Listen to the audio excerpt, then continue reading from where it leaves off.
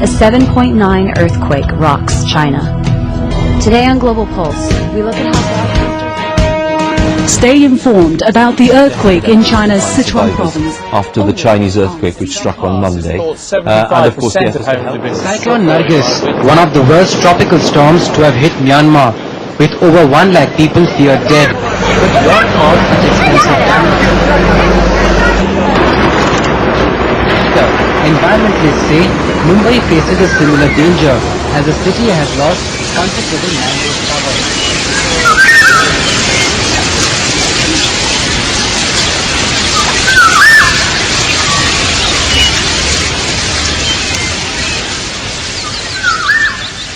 तूफान, बाढ़, चक्रवात और भूकंप की खबरों से दूर ब्राजील के अमेजन वर्षावनों में जीवन चक्र अपनी रफ्तार से चल रहा है।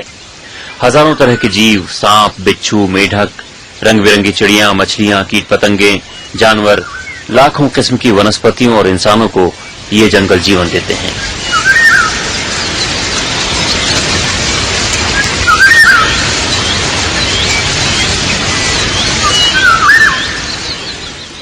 इन जंगलों पर यही के नहीं बल्कि धरती के दूसरे कोनों में रहने वाले प्राणियों का जीवन भी निर्भर है।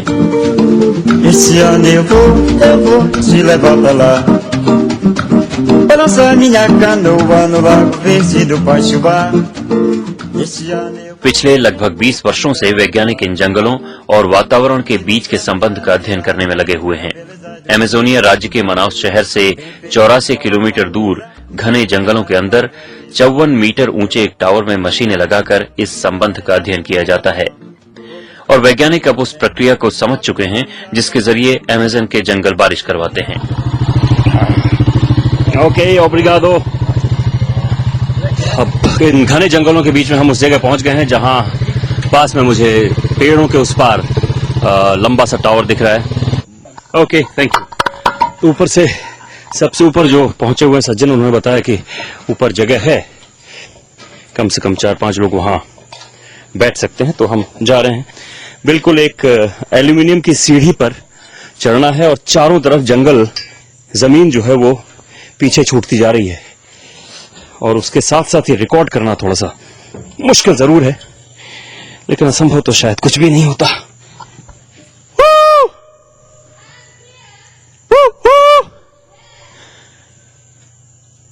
जंगलों में जैसे आवाज गूंजती है उसी से पता लगाया जा सकता है कि हाँ, हम जंगलों में हैं। वरना शहरों में कहीं किसी की आवाज कभी गूंजी है, कभी कहीं तक पहुंची है? शायद नहीं। अब ऊपर चढ़ने में थोड़ी मुश्किल हो रही है, वो इस तरह से कि नीचे देखने में वाकई लगता है कि अगर हाथ छूटे तो प्राण छूटे, लेकिन न तो हाथ छूटने दिए जा सकते हैं और नहीं प्राण छूटने दिए जा सकते हैं। हाँ, वाह, चारों तरफ दूर दूर तक घने जंगलों का सिलसिला है। बहुत दूर तक, जहां तक मैं देखता हूं, चारों तरफ पेड़ ही पेड़, पेड़ ही पेड़, और बहुत घने। उनमें बादलों की छायाएं पड़ रही हैं, आसमान में हल्के हल्के बादल हैं, लेकिन कुछ कुछ जगहों पे कभी धूप कभी छांव। अमेजन के जंगलों में ये खेल लगातार चलता रहता है। यहां से और साफ साफ मैं देख पा रहा हूं अमेजन के घने जंगलों को, दुनिया के इस सांस लेते फेफड़े को। ये 54 मीटर ऊंची जगह है धरती की सतह से, और 54 मीटर ऊंची जिस जगह पे छोटा सा प्लेटफॉर्म है जहां हम सिर्फ 3 लोग बमुश्किल खड़े हैं। What's your name? Flávio Luizão. I'm a researcher from the National Institute of Amazon Research. And the people is interested in knowing how the forests interact with the atmosphere. In other words, how much carbon dioxide, how much energy, how much water vapor. फ्लावो लुइज़ो जिनसे मैं बात कर रहा हूँ वो वैज्ञानिक हैं जिनका काम है कि जंगल वातावरण से किस तरह का संबंध बनाता है, क्या असर छोड़ता है और वातावरण से किस तरह का असर जंगल पर होता है। ये शोध कार्य करने में, ये रिसर्च करने में फ्लावियो जुटे हुए हैं। और इस टावर में 54 मीटर ऊंचे टावर में बहुत सारी छोटी छोटी मशीनें, सेंसर्स लगे हुए हैं कि कितनी कार्बन डाइऑक्साइड जंगल छोड़ता है, कितनी कार्बन डाइऑक्साइड सोखता है, ताकि दुनिया भर का जो मौसम है, जलवायु है, उस पर यहाँ के अमेज़न के जंगलों का क्या असर होता है। दरअसल इस टावर का मकसद ये है।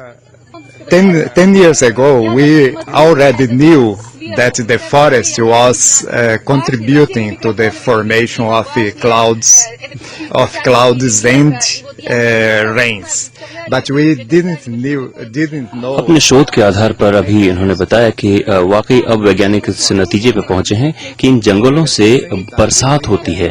ये जंगल कार्बन डाइऑक्साइड को सोखते हैं और वो कार्बन डाइऑक्साइड जो दुनिया भर में मौसम की गड़बड़ियां, जलवायु परिवर्तन के लिए जिम्मेदार जहरीली गैस मानी जाती है, जिसमें इंसान सांस नहीं ले सकता है, उसको ये सोखते हैं जंगल। तो अगर इन जंगलों को नहीं बचाया गया तो इंसान एक तरह से अपनी गर्दन पर कुल्हाड़ी मार रहा है। 10 years later, we can say that we understood finally the mechanism, the wonderful mechanism that the forest is using for producing rain.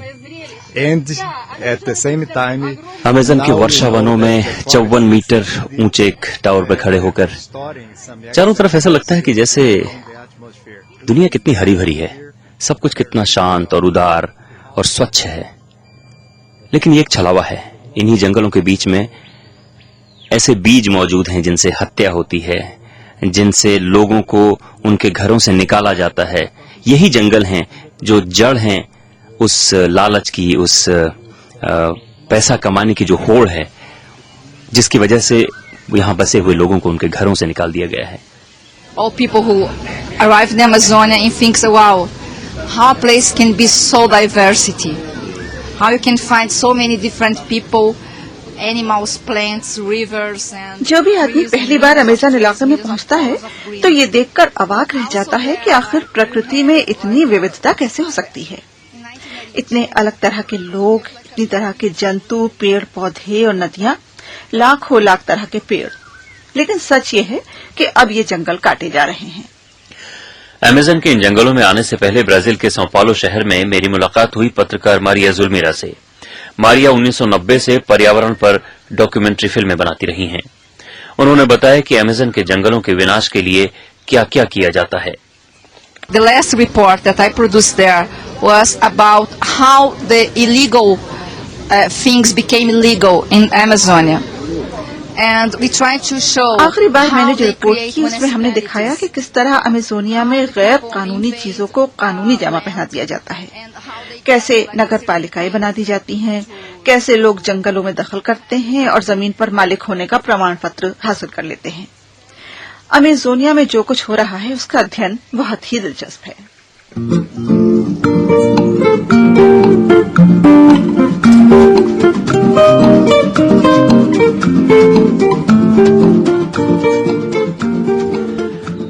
Amazon को समझने और उसके बचाव के लिए अभियान चलाने वाले संगठनों में ग्रीन पीस सबसे आगे है। पर्यावरण के लिए काम करने वाले इस साधन संपन्न अंतर्राष्ट्रीय गैर सरकारी संगठन का दफ्तर मनाउस शहर में भी है, जहां हमारी मुलाकात हुई अभियान निदेशक पाउलो अदारियो से। पाउलो समझाते हैं कि इन जंगलों का विनाश क्यों तुरंत रोका जाना चाहिए। Brazil is the fourth largest emitter of carbon in the planet. Brazil हमारे वातावरण में कार्बन गैसें छोड़ने वाला चौथा सबसे बड़ा देश है। ब्राजील से निकलने वाली कार्बन डाइऑक्साइड का 75% हिस्सा अमेज़न में जंगलों के विनाश से पैदा होता है। इसके कारण जलवायु परिवर्तन हो रहा है। आगे आने वाली पीढ़ियों का जैसा नाटकीय भविष्य होगा, उसमें अमेज़न के जंगलों को काटे जाने की बड़ी भूमिका होगी। इसलिए हमें आज ही तुरंत जंगल काटने बंद करने होंगे। Place that Brazil has to occupy in the future is to stop deforestation. लेकिन ऐसी तमाम अपीलों के बावजूद अमेज़न में जंगलों का कटना रुका नहीं है।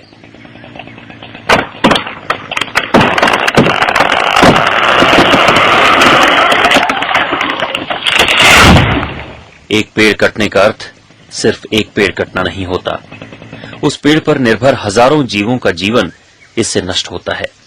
अगर पेड़ बड़ा है तो उसके गिरने से आसपास के छोटे छोटे कई पेड़ पौधे नष्ट हो जाते हैं। वैज्ञानिक कहते हैं कि कार्बन डाइऑक्साइड गैस ये पेड़ अपने में सोखे हुए रहते हैं। जंगल कटने से वो मुक्त होकर वातावरण में चली जाती है, जिससे दुनिया का तापमान बढ़ता है, जिससे ग्लेशियर पिघलते हैं, मौसम चक्र उल्टा पुल्टा हो जाता है, बेमौसम बारिश और तूफान आते हैं और अपने साथ तबाही लाते हैं। YY1534, onda média, 710 kHz, 25 kW। पारा राज्य के संतारेन शहर में फादर एल्बर्टो सेना रेडियो पर रोजाना अमेजन के बारे में अपनी संपादकीय टिप्पणियां प्रसारित करते हैं। यूं तो वो एक कैथोलिक पादरी हैं, लेकिन उनका राजनीतिक पक्ष बहुत साफ है। वो अमेजोनियन डिफेंस फ्रंट नाम का संगठन चलाते हैं और उनके दफ्तर की मेज पर महात्मा गांधी की मूर्ति रखी हुई है। वो कहते हैं कि उनके 3 हीरो रहे हैं, ईसा मसीह, महात्मा गांधी और चे Guevara. I consider today with my conscience that we have 5 strong enemies of Amazonia. First, the soya planters, the agribusiness. मैं अपनी आत्मा में मानता हूं कि अमेजन के 5 बड़े दुश्मन हैं। सोयाबीन फार्मर्स, टिम्बर कंपनी, खनिज कंपनियां, कैटर फार्मर्स और केंद्र सरकार, जो अमेजन के अंदर 10 बड़ी पनबिजली योजनाएं बनाने पर आमादा है। They open the land, they plant the grass for the cows. Later on, the grass is not good anymore for the cows, so they sell. Father सेना कहते हैं कि सबसे पहले टिम्बर कंपनियां जंगलों में घुसती हैं और कीमती इमारती लकड़ियों का व्यापार करती हैं। साफ की गई हजारों हेक्टेयर जमीन पर फिर मांस के लिए पशु पाले जाते हैं। जब ये जमीन उनके भी काम की नहीं रहती, तब इनमें सोयाबीन उगाया जाता है। अमेरिकी बहुराष्ट्रीय कंपनी कारगिल स्थानीय बड़े किसानों को सोया उगाने के लिए प्रोत्साहित करती है।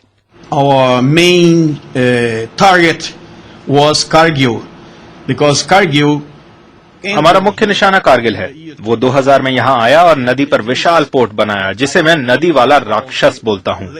क्यों मैं ऐसा कहता हूँ? क्योंकि इस पोर्ट के बनने के बाद मातो ग्रोसो और दूसरे इलाकों से सोयाबीन उगाने वाले यहाँ हमारे जंगलों में आए। Because with that port over there was the guarantee. सांतारेम में नदी के एकदम किनारे कारगिल कंपनी ने सोयाबीन को निर्यात करने के लिए एक बहुत बड़ा गोदाम बनाया है और इस गोदाम से ऐसी फैसिलिटी तैयार की है कि सीधे गोदाम से साफ किया हुआ और धोया हुआ, सुखाया हुआ सोयाबीन का दाना बड़ी बड़ी बेल्टों में करीब 400 मीटर दूर नदी के बीच में खड़े जहाजों तक पहुंचाया जाता है, जिसके लिए जमीन से करीब 40 फीट ऊंची एक बेल्ट बनाई गई है, कन्वेयर बेल्ट ढकी हुई है। इसमें सोयाबीन को रख करके और लगातार जहाजों तक पहुंचाया जाता है और ये जहाज फिर चीन, खासतौर पे चीन और जापान और यूरोप के देशों तक ये पहुंचाते हैं, सोयाबीन को पहुंचाते हैं। कारगिल के इतने बड़े गोदाम में, इतनी बड़ी फैसिलिटी में मैंने पूछा कि आखिर कितने स्थानीय लोगों को रोजगार मिला है, तो जवाब मिला कि 69 लोगों को यहाँ, सिर्फ 69 लोगों को कारगिल ने यहाँ रोजगार दिया है। जबकि स्थानीय लोगों में इस सोयाबीन के निर्यात को लेकर के काफी गुस्सा है बहुत सारे लोगों में, और वो ये कहते हैं कि न तो ये स्थानीय लोगों के लिए रोजगार मुहैया करवाता है और सोयाबीन की खेती को बढ़ावा देता है, जिससे आखिरकार अमेजन के जंगलों पर असर पड़ रहा है। जंगल काटे जा रहे हैं क्योंकि यूरोप से और चीन से बहुत ज्यादा मांग बढ़ रही है सोयाबीन की, और इस मांग को पूरा करने के लिए कारगिल, बुंगी और दूसरी बहुराष्ट्रीय कंपनियां स्थानीय लोगों पर दबाव डाल रही हैं। बड़े बड़े फार्मर्स पर एक तरह से बाजार का दबाव रहता है कि वो ज्यादा से ज्यादा सोयाबीन पैदा करें। उसका असर अमेजन के जंगलों पर पड़ता है। सांतारेन में कारगिल के प्रवक्ता मैनुअल रोड्रिगेज ने हमें कारगिल कंपनी के बिजनेस की जानकारी दी। उन्होंने बताया कि कारगिल कंपनी ने ब्राजील में 3 पोर्ट बनाए हैं, जहां से सोयाबीन और दूसरी चीजें निर्यात की जाती हैं, एक नदी पर और 2 दक्षिणी ब्राजील के समुद्र में। मैंने उनसे पूछा कि सोया को अमेजन के विनाश का एक कारण माना जाता है, आप कितने सहमत हैं? I prefer if you talk with this public affair guy because this kind of issue is not about मैं चाहूंगा कि आप जनसंपर्क अधिकारी से ये बात करें, क्योंकि ये सवाल टर्मिनल की तकनीकी क्षमता के बारे में नहीं है, बल्कि एक राजनीतिक बहस का मुद्दा है और इसमें बहुत समय लगता है।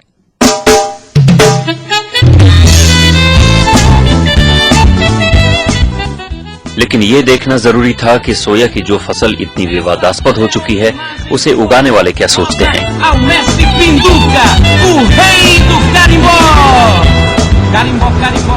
इस इस समय हमारी बस सोयाबीन के खेतों के बीच से गुजर रही है। ये कच्ची सड़क है और ये रास्ता जाता है एक सोयाबीन उगाने वाले किसान तो कहना थोड़ा उनको मुश्किल है, क्योंकि बहुत बड़े इलाके में वो सोयाबीन उगाते हैं। तो सोया फार्मर उनको कहा जाए तो ज़्यादा अच्छा लगेगा।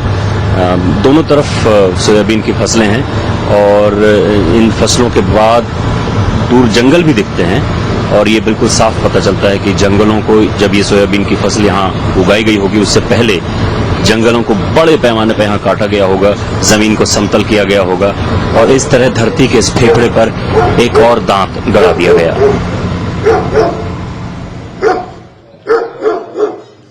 कुछ ही देर में हम सोया फार्म के मालिक के सामने खड़े थे। हमने उनसे भी ये सवाल किया कि क्या अमेज़न की बर्बादी के लिए वो कहीं न कहीं खुद को भी जिम्मेदार मानते हैं या नहीं। Em função de que, se não criar uma viabilidade econômica viável para a Amazônia, बने तो कह रहे हैं कि वो खुद को अमेज़न के जंगलों के बर्बादी के लिए कतई जिम्मेदार नहीं मानते हैं। उनका ये कहना है कि यहाँ जिस तरह से हम खेती कर रहे हैं ये बहुत ही सस्टेनेबल तरीका है, यानी जिसमें जंगल का भी ख्याल किया जाता है और लोगों का भी ख्याल किया जाता है। इसलिए वो कहते हैं मेरी जिम्मेदारी नहीं है। जिस जगह हम ये इंटरव्यू कर रहे हैं वहाँ एक बाहर बहुत बड़ा टिन शेड है, करीब 20 से 25 फुट ऊंचा टिन शेड होगा और यहाँ इसको टिन शेड को खड़ा करने के लिए सीमेंट की बीम या सीमेंट के खंभे लगाने की बजाय बड़े बड़े मोटे दरख्तों के तने काट करके यहाँ पर लगाए गए हैं, गाड़े गए हैं। मैं कम से कम 8 बड़े पेड़ों के, जो बहुत ही स्वस्थ और अच्छे लंबे पेड़ होते हैं, उनके तने यहाँ पर काट करके उनको खंभों की तरह इस्तेमाल किया गया है। तो ये साफ समझ में आता है कि ये पूरे के पेड़ काटे गए होंगे, उसके बाद यहाँ पर ये टिन शेड बनाया गया। और ये एक टिन शेड की बात है, इसके अलावा बहुत सारी जगह हैं जहाँ लकड़ी का इस्तेमाल होता रहा है। Eu me sinto uma peça hoje até de soberania nacional aqui de preservação। ये जगह ऊपर से तो बहुत शांत नजर आती है, चारों तरफ जंगल हैं, पेड़ हैं, बीच में सोयाबीन के खेत हैं, चिड़ियों की आवाजें आ रही हैं, कीट पतंगों की आवाजें आ रही हैं। लेकिन जो शांति यहाँ दिखती है दरअसल वो बहुत ही छलावा है, क्योंकि ये इलाका सबसे ज्यादा हिंसक, सबसे ज्यादा लड़ाई झगड़े वाला इलाका है और ये हिंसा, ये लड़ाई, ये झगड़ा सिर्फ जंगल को काटने और जंगल को बचाने का द्वंद्व है। सोयाबीन के फार्मर चाहते हैं, सोयाबीन उगाने वाले जो बड़े बड़े फार्मर्स हैं वो चाहते हैं कि कोई उनसे सवाल ना करे। लकड़ी काटने वाले बड़ी बड़ी कंपनियां आरा मशीन चलाती हैं, वो चाहती हैं कि कोई उनसे सवाल ना करे। लेकिन दूसरी तरफ जो पर्यावरण को बचाने के लिए कोशिश कर रहे हैं लोग, वो चाहते हैं कि बिल्कुल सोयाबीन ना उगे, एक भी पेड़ ना कटे। और इस द्वंद्व में इस पूरे इलाके में, पारा राज्य में कई लोग मारे जा चुके हैं। 99 लोग इस समय उनको मौत की धमकी मिली हुई है। Então, eu sou a Maria Ivete Bastos dos Santos e sou a atual presidenta do nosso sindicato. और फिर हम मारिया एवेंच पास्तुस दी सेंतुस से मिलने गए, जो अपने घरों से बेदखल किए गए लोगों का संगठन चलाती हैं। ये संगठन कामगारों की लड़ाई लड़ने वाले चीको मेंडेस ने शुरू किया था, जिन्हें 80 के दशक में जंगल माफिया ने मार डाला था। न्यूज़वीक पत्रिका ने उन्हें अमेज़न का गांधी कहा था। Produtor familiar, esse é o público que nós agregamos e que nós estamos lutando sempre por esses interesses. हम इस क्षेत्र के कई इलाकों में काम कर रहे हैं। हमारा संगठन लोगों की उनकी जमीन से बेदखल किए जाने से रोकता है। हम भूमि सुधार के लिए काम करते हैं। मारिया ने बताया कि संतारेन इलाके में सोयाबीन की खेती करने वाले बड़े फार्मर गरीब लोगों को बंदूक के जोर पर उनके घरों और उनकी जमीनों से बेदखल कर रहे हैं। Nós tivemos mais de 2.000 famílias que passaram por tudo isso, que tiveram que sair da sua terra, onde já estavam. 2000 से ज्यादा परिवार सिर्फ संतारेन इलाके में बेदखल किए जा चुके हैं। लेकिन जब हम स्थानीय पुलिस के पास जाते हैं तो पुलिस कुछ करती ही नहीं, वो हमारी शिकायत तक दर्ज नहीं करती।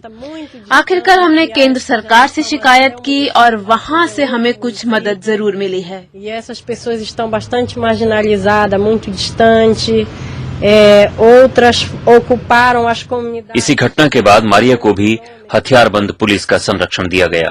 Na verdade, eu estou nessa lista do estado do Pará, que sou uma das pessoas que compõem a lista dos marcados para morrer, né? पारा राज्य में कई लोगों को मौत की धमकी दी गई है। मुझे नहीं मालूम कि कौन मेरी हत्या करवाना चाहता है, लेकिन मुझे लगातार धमकियां मिलती रहती हैं, क्योंकि हमारा संगठन सोया किसानों, टिम्बर कंपनियों और जंगलों के दुश्मनों के खिलाफ है।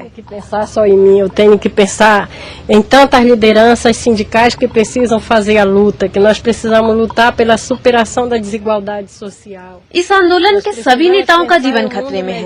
मेरे 11 भाई बहन हैं। मेरा परिवार हमेशा मेरे बारे में चिंतित रहता है। कई सारे लोग मारे जा चुके हैं। चीको मेंडिस की हत्या कर दी गई है।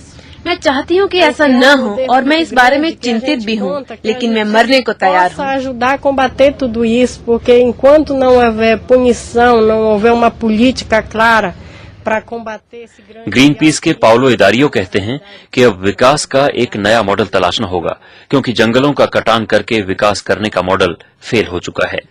So the big challenge is we need to find a new model that is not based on forest destruction. This model has proved its complete failure for two reasons. हमें विकास का नया मॉडल चुनना होगा जो जंगलों के विनाश पर आधारित न हो। ये मॉडल फेल हो चुका है। ब्राजील ने समुद्र के किनारे वाले माता अतलांटिका के वर्षावनों को नष्ट कर दिया है, जो कि अमेजन के जंगलों के चौथाई क्षेत्रफल के बराबर था। लेकिन इसके बावजूद ब्राजील विकसित देशों की श्रेणी में नहीं आ पाया। हम माता अतलांटिका को तो खो चुके हैं, लेकिन अब अमेजन का विनाश हमें भारी पड़ेगा। Ele tem na água verde o Tapajós, tem a cor da esperança e tem o peixe. Água pura ela é de todos nós, em suas margens tem povo que luta. मनाउस के पास के जंगलों से लौटते वक्त मैंने देखा कि हमारे छोटे ट्रैक्टर नुमा वाहन के टायरों से उखड़ी मिट्टी सफेद रंग की थी। रुक कर देखा तो वहां सिर्फ रेत थी, रेगिस्तान जैसी सफेद रेत। मुझे याद आई संपालो में मिले गुस्तावो की, जो भारतीय दर्शन से इतने प्रभावित हैं कि उन्होंने अपना नाम अंतराग्नि रख लिया है।